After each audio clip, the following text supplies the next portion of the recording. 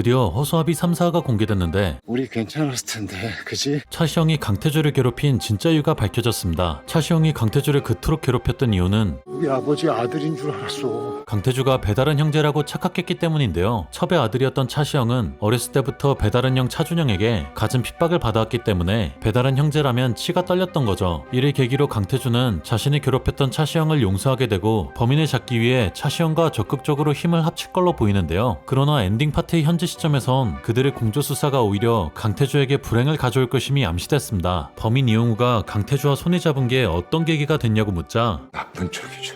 모든 걸 잃었거든요. 강태주는 모든 걸 잃었다고 말했는데요. 여기서 그가 잃은 모든 것, 예상컨대 자신의 하나뿐인 동생 강순영일 걸로 보입니다. 강태주는 강순영에게 차갑게 대하는 것처럼 보였지만 동생을 폭행한 정경호를 흠씬 두들겨 팰 만큼 무척이나 아끼고 있었기 때문이죠. 따라서 강태주는 차시영과의 공조수사로 인해 모종의 위기에 빠지게 되고 이로 인해 강순영이 죽게 될 걸로 예상되는데 공개된 예고편과 인물정보에서 이와 관련한 떡밥을 찾을 수 있었습니다. 그래서 오늘은 공개된 5화 예고편 리뷰를 시작으로 관련 떡밥을 모조리 해체해보도록 하죠. 강순영 누구야? 설마 기범이 의심한 거야? 지금 이기범 아니면 누군데? 허수아비 5화 예고편은 실랑이를 벌이고 있는 강태주와 강순영의 모습과 함께 시작합니다. 강태주는 강순영에게 범인이 누구냐고 묻는데요. 지난화에서는 범인이 가린 손수건이 강순영의 손수건과 똑같다는 게 밝혀지면서 그녀의 남자친구 이기범이 용의자로 몰리게 됐죠. 하지만 강태주에게 있어서 이기범은 자신의 친한 친구의 동생이자 자신이 세상에서 가장 아끼는 동생과 결혼까지 하려고 했던 상대인데요. 그렇기 때문에 그는 이기범이 범인이 아니기를 바라고 있을 겁니다. 그래서 강태주는 혹시나 범인을 봤을 수도 있는 강순영에게 이기범이 아닌 걸 확인받고 싶어 범인이 누구냐고 물어본 거겠죠. 이어서 설마 기범을 의심하는 거냐고 묻는 강순영. 그리고 다음 장면에선 그녀가 범인을 마주한 장면이 나오는데 범인은 자켓을 입고 있는 걸 볼 수 있습니다. 도주 직전 이기범은 반팔을 입고 있었기 때문에 강순영은 인상착의가 다르다는 이유로 이기범이 절대 범인일 리 없다고 주장할 것 같은데요. 하지만 다음 장면에서 비춰지는 머릿속이 복잡해 보이는 강태주의 모습. 오디오에선 선배경찰이 지금 이기범 아니면 누구냐는 질문을 하는데 정황 증거들 뿐이죠. 아직도 확신이 없는 거냐?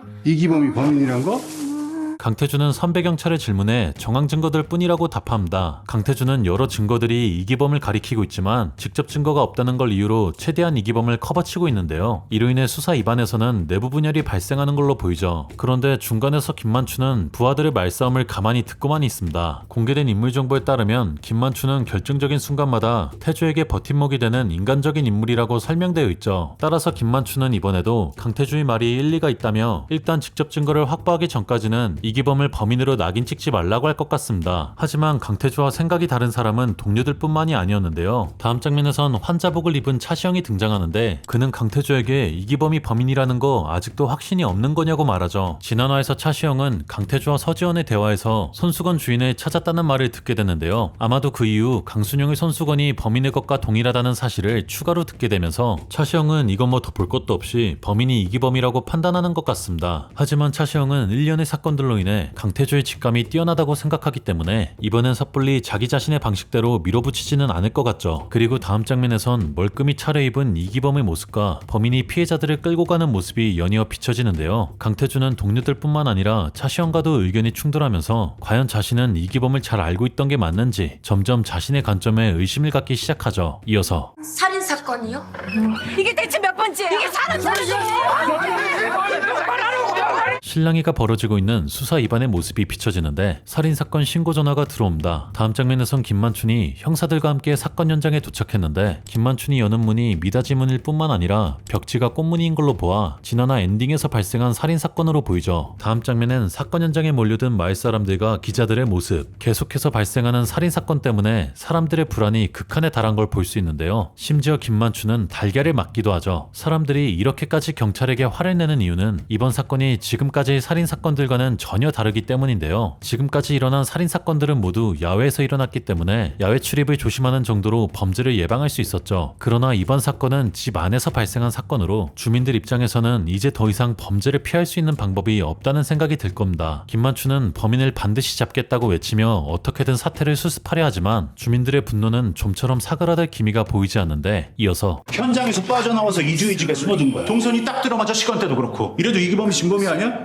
이래도? 이기범이 체포되는 모습과 차에 실려가는 모습이 연이어 비춰집니다. 오디오에서는 선배 경찰이 현장에서 빠져나와서 이주희 집에 숨어든 거다. 동선도 시간대도 딱 들어맞는다고 말하죠. 이는 강태주의 말처럼 직접 증거가 아니긴 하지만 문제는 강성경찰서 형사들의 스타일인데요. 지난 1화에서는 이성진이 스타킹 패티시가 있다는 것만으로 가해자로 몰아갔으며 그 과정에서 자백을 받아내기 위해 폭력을 서슴지 않았습니다. 따라서 이기범은 경찰들에게 끌려가 고문에 버금가는 신문을 당할 걸로 보이죠. 하지만 수갑을 찬 이기범의 얼굴을 보면 너무나도 억울한 표정을 짓고 있는데 이후 다음 장면에서 선배 경찰과 강태주가 대화를 나누는 모습. 선배 경찰이 이래도 이기범이 진범이 아니냐고 몰아붙이자 이제 더 이상 강태주도 반박할 말이 없는 걸로 보이죠. 이어서 다음 장면에선 형사들이 강성문고를 수색하기 시작하는데 형사 도영구가 종이로 자신의 머리를 치는 걸로 보아 그렇다 할 증거를 확보하지 못한 것 같습니다. 그런데 여기를 보면 여전히 생존자 박예숙의 가방이 있는 걸 볼 수 있는데요. 예상컨대 경찰들은 결국 이 가방을 발견하게 되고 강태주는 더 이상 이기범을 커버칠 수 없는 상황에 이르게 될 걸로 보이죠. 이어서 너희도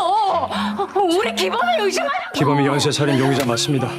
기범이 꼭 찾아야 됩니다, 어머니. 이기범의 집에서 강태주와 차시영을 비롯한 수사 인력들과 이기범의 엄마가 실랑이를 벌이는 모습이 비춰지는데 그녀는 강태주에게 너도 우리 기범이 의심하냐고 노발대발하죠. 공개된 인물 정보에 따르면 이기범은 따뜻한 성품의 소유자로 가족과 연인을 지키기 위해 누구보다 앞장서는 인물이라고 하는데요. 형의 서점일을 돕기 위해 서울에서 대학을 다니다가 강성으로 내려올 정도니 이기범의 엄마는 자신의 아들이 절대로 살인을 저지를 일 없다고 주장하는 것 같죠. 급기야 그녀는 첫째 아들 이기환에게 손찌검 하고 기범이를 꼭 찾아야 한다고 말하는 강태주의 모습과 함께 예고편이 모두 끝이 납니다. 예고편을 종합해봤을 때 강성구는 혼란의 도가니에 빠진다는 걸 알 수 있는데요. 그런데 이때 등장하는 인물이 바로 경무관이자 차시영의 배다른 형 차준영입니다. 공개된 인물 정보에 따르면 그는 냉철한 판단력과 강한 통제력으로 조직을 장악하는 권력형 인물로 중도의 강성경찰서장으로 부임하게 된다고 하는데요. 연쇄살인 사건으로 흔들리는 강성의 민심과 경찰 조직을 빠르게 수습하며 사건을 정리하려 한다고 하죠. 그러나 그의 선택은 진실을 밝히는 방향이 아니라 질서를 유지하는 쪽에 가깝다고 하는데요. 그 이유는 바로 그리고 강성 연쇄살인